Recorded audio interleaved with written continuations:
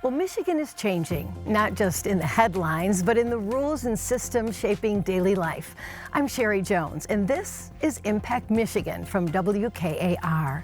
In this series, we examine the forces driving things like our economy, our schools, our democracy, and our mental health, and what they mean for the people who call this state home. Tonight, we begin with the economy, with a question many Michiganders are quietly asking. Why does buying a home feel impossible, even when you're doing everything right? Well, most people blame the market, but in Michigan, the answer may lie deeper in the policies and incentives that shape who moves, who stays, and who gets left out. Joining me in studio is Eric Lufer, president of the Citizens Research Council of Michigan. Thank you so much for being here. My pleasure. Dan Gilmartin, CEO and executive director of the Michigan Municipal League. Dan, thank you for joining us. Thank you. And Amy Hovey, CEO and executive director of MISHDA. This is going to be a great conversation. Happy to have you as well. Well, we're going to start with one Michigan story, and we're going to examine what's underneath it. So let's begin.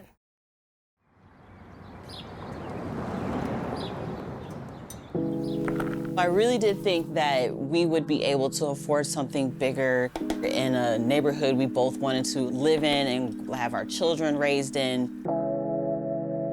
But because of the way the economy is going, that feels like a further reach than what seems attainable right now.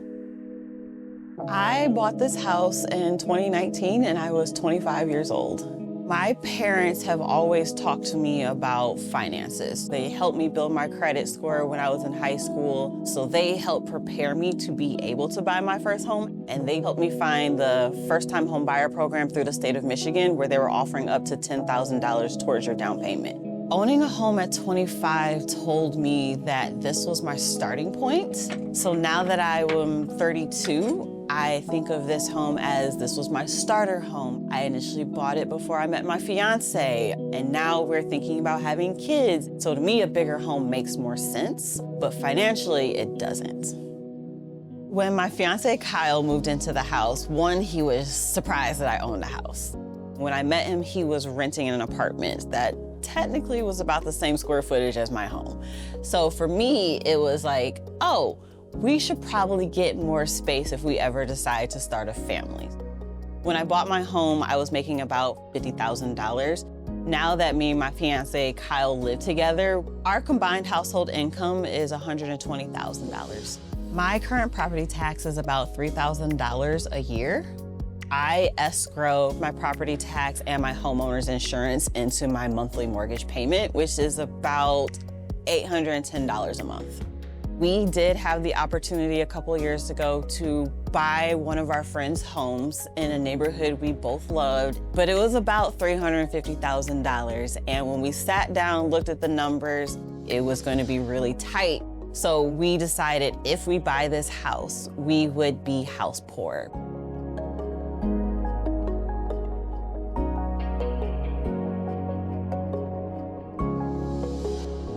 I know that if I move, my property taxes, my homeowner's insurance, my utilities, everything would be at least double than what I pay now. And that is heartbreaking for me because it makes it feel buying a home even more unattainable, even though I already own a home. When I bought this house, I bought it for $87,000. Currently, the Zillow listing is at $162,000. So for it to have it to skyrocket that high is mind-blowing, but it also says if this is now the value of my home, the houses that I thought we could afford are now out of reach because they now probably have doubled in price. In my opinion, my dream home would be modest to most people. It's in East Lansing. It's 4-bedroom, 2-bath. I would love to have a pantry, an actual built-in pantry, but nothing extravagant. Initially, I pictured being in this house 5 years just to meet the terms of the first-time home buyer program. And I figured at that point, I would have a fiance, which I do. I'd be ready to start a family. And then our next home would be something that we raise our kids in, we grow old in. But now it feels more like we're gonna have to start our family here. and then eventually wait for the market to change to then find like what would be our forever home.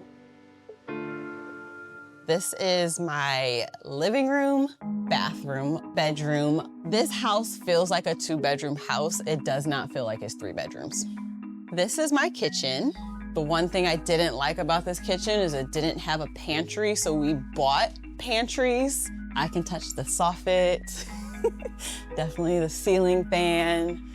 I can go across and touch any counter in the kitchen. This person, if this was a bedroom, they'd have no privacy, no space, because to get to the master, you have to walk through this room. I do feel stuck. I strive for more. I want to offer my kids more, and this house doesn't feel like that. We feel stuck, even though my fiance and I, we're middle class, and we know we're middle class. We reach the goalpost, and it's like, nope, actually, we've moved it way further ahead, and you still can't attain it. I really did think that we would be able to afford something bigger, nicer, in a neighborhood we both wanted to live in and have our children raised in.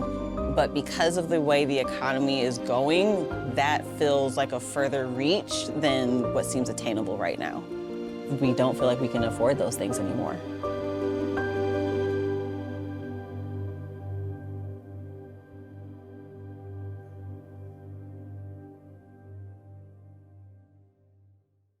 And we definitely want to thank Cheyenne for her story, letting us come into her home. And I believe that her story is one many homeowners can relate to. So Eric, let's start with you. Tell us a little bit about what changes when someone buys a home with their property taxes. Yeah, so Michigan was dealing with the problem many years ago that taxes would change in an unpredictable way, and they were going up. And so we put a couple of tax limitations in place. Mm-hmm. And the most significant one we're talking about today was something that was put in place with the school finance reforms of 1994. And so when you buy a house, your growth of the tax base is limited to the rate of inflation, or capped at 5%. But when you sell it, then the new buyer gets about half of the value of the house that it's applied to. So that's called a pop-up. Mm-hmm. And it creates an issue for a lot of people. So it's kind of, you see both sides of it. On the one hand, we agreed many years ago that we would set the tax base at about half of the property value. And any new buyer, they're coming into that. So we're playing by the rules we agreed to many years ago, but there's been, as she said, just huge appreciation of property. And now somebody coming from a starter house and trying to get into a forever home can be very expensive, and the taxes on that very expensive. Michigan's a very high tax state. Are we unique in that in Michigan compared to the rest of the country? Well, we're not the highest, but misery doesn't love company in these cases. It's a disincentive to be in Michigan. It's a disincentive to bring your business to Michigan. We really need some tax reform to try to address that if we want to bring businesses and people in. Just the fact that Illinois has high taxes, or Connecticut, I don't care. I live here. I want to be able to afford my home here. Right. We're comparing it to Florida, the state of Florida, how things are different there. Yeah, so 50 different states, 50 different tax structures.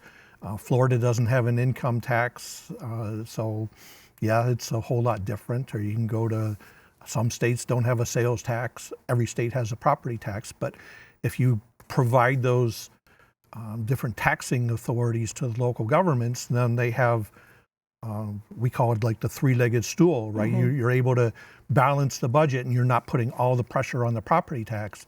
In Michigan, it's the property tax. Yes. We have 24 cities have an income tax, but 1,775 other governments, they're living on the property tax. Right, and it's the uncapping of those taxes, and when you buy that house, it make it a little difficult for some people. Right, but it's the rules we agreed to. It's the uncapping. It's an issue, but I think it's a fixable issue. Okay. Amy, let's talk to you. One of the questions that people are interested, especially as you heard in Cheyenne, she was a first-time home buyer. She fulfilled her obligation. How are taxes rolled into that for an incentive for someone that wants to buy a house for the first time? Yeah, I mean, we certainly, as you're coming through our first-time home buyer program, which does come with down payment assistance to help families be able to afford to purchase their first home, or at least their first home in a long time. You know, when they're going through that pre-purchase counseling, we look at what their property taxes will be, and that gets wrapped up in what they can afford overall. We do try to warn them about the situation that Eric mentions. So sometimes when they're looking at a Zillow listing, it will have in there what the people currently pay in taxes, which isn't what they're going to pay in taxes very likely. So part of that homeowner education is making sure they are aware of what their tax liabilities will be. It's factored in so that it can be affordable. But Cheyenne's story is common, and we hear often about people who feel stuck in their homes because of the cost of getting in a new home, whether it is the property taxes or the increased interest rate. They might have bought their home with a very low interest rate during those times where we enjoyed, you know, interest rates as low as 3%. Well, a difference of 3 and 6% is a big impact on your monthly housing payment. Absolutely. And we talked a little bit about that. And Dan, we look at neighborhoods depending on when you buy your home, right? Someone might be paying higher property taxes than you. Is that fair when you look around your neighborhood? Because most homes are pretty much the same in a neighborhood as far as their value. Yeah, there's certainly, we've created a bit of a monster here in the state. And Eric talked about the Proposal A, there's also the Headley Amendment from the 1970s. And when those two things interact, they really sort of bastardize the entire system and make it incongruent from one place to another. And the other thing I think is important from a tax standpoint is to understand that we are completely over-reliant on property tax in this state. It made sense probably in Michigan in 1950. It doesn't make sense in 2026. And so there's been a lot of talk about trying to take some heat off the property tax and look at other areas where we can get revenue for public services and for schools and whatnot.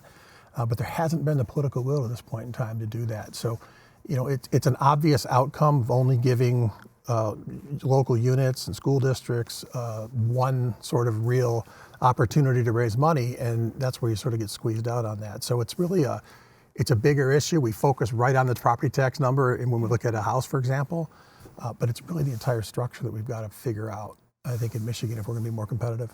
And don't you feel like we got to look at both ends of it? Absolutely. I mean, we put that in place to help people be able to continue to afford their home, so they would have a stable housing payment for as long as they lived in that home. But at the same time, if we never uncap it, local governments don't have the funding they need to operate. Well, it's also, you know, part of the issue. Why have we had this huge appreciation? We don't have the housing stock. So we put them in place to try to avoid taxing people out of their houses. Now I feel like we're taxing people into their houses. That's a great point. In an ideal situation, Cheyenne would be able to move on to the next house, and somebody starting their family would have a starter house to move into. But now she feels stuck, and those young families are looking around. Maybe they can find an apartment. Maybe they're living with mom and dad, making everybody uncomfortable. So it just creates a difficult situation. The thought was give the people in the house a break. Yeah. Right. And now we kind of look at it as give the new people a penalty. It was really meant to be one thing, but the way the world has gone from a financial standpoint, that's where we're at. So again, it needs retooling at a whole bunch of different layers and levels. And that's why Cheyenne said, I'm doing everything right, but I feel like I'm penalized for doing everything right. Now I can't make that next step. And you find younger people that are wanting to do that first home, but they look around and there's just, the inventory is not there, right, Amy? Correct. I mean, we're about 119,000 units short of the amount of housing units we need in our state. And it is hard for folks to move. There's lots of reasons that we're in the situation we are now. the market itself isn't working, so we can't just have developers come in and develop more units and more housing because most folks can't afford to purchase the cost of developing new. Our research shows us that the average Michigan family can afford about $175,000 for the cost of a home. But as Cheyenne was saying, the home she wants to buy is over $300,000, and we're seeing that for our average sale price. I mean, it costs almost $400,000 to develop a new home these days, right? That's a big gap between what it costs to develop and what our average family can afford. And so we need lots of tools to help address that. Eric, what is your feeling about this, about having the situation with the housing crisis and the shortage of housing for young people that really want to get into a home? Yeah, the crazy part is we have this housing shortage and we're just not growing as a state. Could you imagine if we were successful and people were flocking to be here, how much that housing shortage would be? It's a number of things that contribute to it. You think back to 25 years ago and we just weren't growing. The billboards on the highway, last one out of Michigan, turn out the lights. So developers were some of the first to flee in that, looking for opportunities to build elsewhere. And we just built such a glut, such a shortage of housing there. And Amy and her coworkers have been racing to catch up with that. But it's hard, and the economics of it, the cost of lumber, the cost of skilled trades, everything just stacks up to it. The market isn't working to serve our needs. And so that's why we talk about the need for government interventions and different types of programs to solve those problems. Dan, your reaction to that? No, it's all true. And there's one more thing I think I'd add to that, and that is the fact is that there are really two markets. The high-end market's doing quite well. And that's the really sort of the odd thing at this point in time. It used to be sort of in economic times, all boats rose, all boats sunk, whatever it is. I don't want to get too dark. Right. Now it's a little bit different. And so you see a lot of the higher end stuff just rolling right along. And, without Amy and her leadership over at Mister, you'd see very little being done at that affordable level, those first-time home buyers, that missing middle, if you will, people working on moderate incomes. So we've got to figure out ways to continue to incentivize that and continue to incentivize builders to do it, because as Eric said too, we have a need for more builders. We have a need for more developers, more carpenters, more, you name it. And so we've got to make sure that they're working in all the markets because it's a bit of an opportunity cost too. If they're all at one end of the market, it makes it harder to get to the other one. About 5 years ago, we sold our home that we raised our children in, and it was a perfect time. We made a very nice profit from doing that, but then we turned around and said, okay, where are we going now, right? Yeah. And so, because we wanted to downsize. And the people that bought our home, of course, taxes were, property tax uncapped, and now their home probably, I think it was what we sold for like $465,000, now it's $700,000. Yeah. And so and I think if I remember Cheyenne, she said she bought hers for $87,000 7 years ago, and now it's $162,000. So, so you have the value, you have the interest rate, you have the property taxes, and then if you do go into a bigger home, you have the utilities and the homeowner's insurance. And so she said, in her story that we heard, there's a goal line. I met the goal line, but then all of a sudden I got there and they moved it farther down. What's your reaction to that? It's kind of a crazy situation. In normal circumstances, we'd be applauding that, right? Our properties are valuing. Probably the biggest investment for most of us in our lifetime is appreciating. We're going to feel the benefits of that at some point, but instead it's turned into a detriment to us as we try to create vibrant communities. So, it is a bit of moving the goal line. It's strange how we look at it as a bad thing in this circumstance. I think that's a great point. We often tout home ownership for a few reasons. One, it's housing stability. Yes. Right? Predictable housing costs going forward, but also it's a way for families to build wealth. In fact, it's the number one way for most families to build wealth is the equity within that home. So Eric is right. We should be excited that she's got that much equity in such a short time period.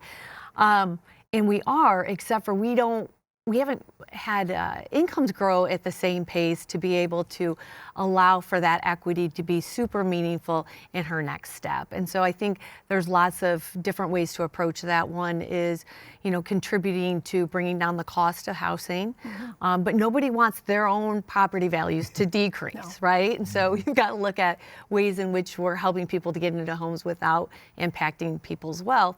And then also working on increasing incomes in our state, which have remained fairly flat within relation to the cost of housing, right? And so there's more than one impact there. Dan. Yeah, and the cost is, there's been a lot of things that have happened in recent years to really drive that cost. And we talked about labor and lumber and everything there, sort of some of the fixed asset or fixed costs that have just skyrocketed themselves, which is the real reason, a large part of the reason why these houses are costing so much money.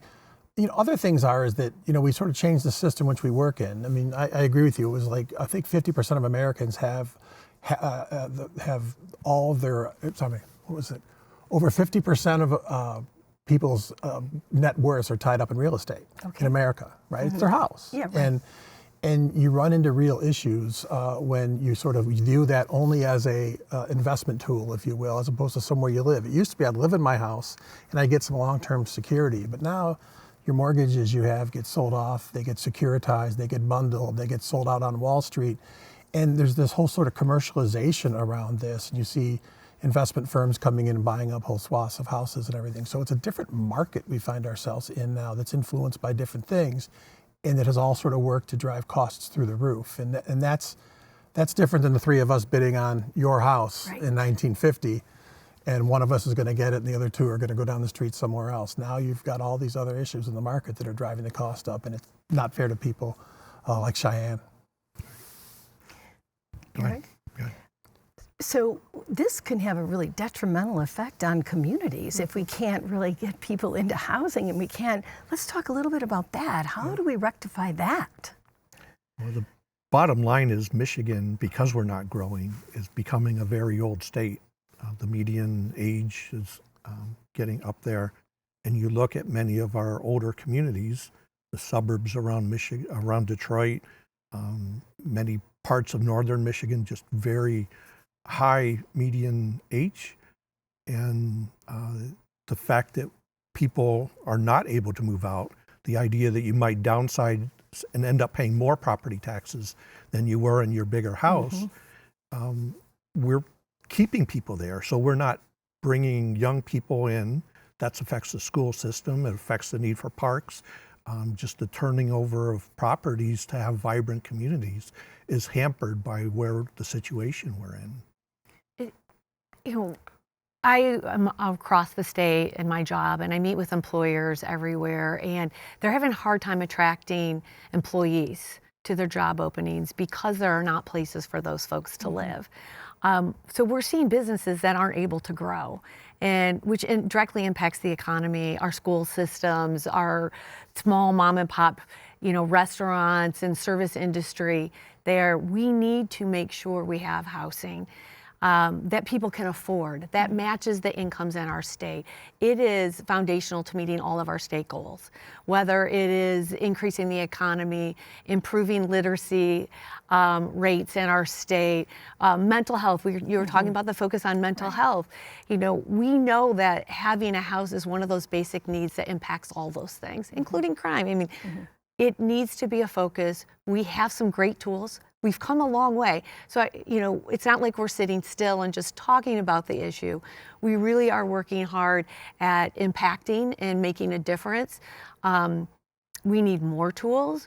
We need more people at the table to help us address the issue in our state. And that's what you were saying, Dan. Yeah, absolutely. I mean, we know, all our research tells us, you've got to be a place that attracts people. Right. It's not 1950 again, it's today, and people can go anywhere. Industries move around, talented people move around, workers move around.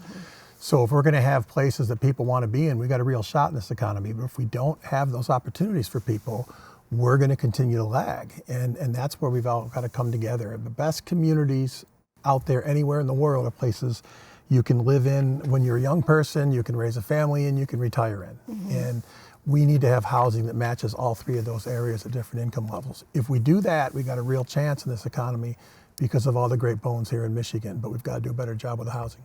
Yes, Michigan is a great place to live. So I appreciate you very much, Eric and Amy and Dan. Thank you for your expertise. And we all know that you're working together, collaborating, Sure, yes. and really working to help Michigan families and getting into their homes. So keep up the great work. Thank you. All right, thank you very much. Well, if tonight makes one thing clear, it is this. This isn't only a story about rising prices. It's about decisions that were made years ago and how they still shape who gets to move forward today. When we examine those choices, we see their impact extends far beyond a single home. And that's what Impact Michigan is here to do, to look deeper, to bring clarity, and to understand what's shaping Michigan's future. I'm Sherry Jones, and thank you for joining us for the first episode of Impact Michigan from WKAR. We'll see you next time.